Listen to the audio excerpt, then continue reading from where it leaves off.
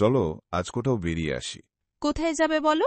চলো, সোনাঝুরির পাশে প্রকৃতি ভবন বলে একটি জায়গা আছে, সেখানেই ঘুরে আসি। তুমি কি আবার আমাকে পড়াশোনা করাবে নাকি? না না, পড়াশোনা করবে কেন? প্রকৃতি ভবন মিউজিয়াম এটা, এখানে আমরা ঘুরতে এসেছি, সঙ্গে আপনাদেরকেও নিয়ে এসেছি। চলো তাহলে একবার প্রকৃতি ভবন মিউজিয়ামটা দেখেই আসি কেমন করেছে। বেশ, এখানকার প্রবেশ মূল্য 40 টাকা, স্টুডেন্টদের জন্য প্রবেশ মূল্য 20 টাকা, আর ক্যামেরার জন্য এক্সট্রা আরও 20 টাকা।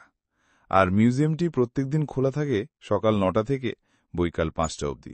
চলো তাহলে ভেতরে ঢোকা যাক। আর মিউজিয়ামটা দেখা যাক ভেতরে কি কি আছে।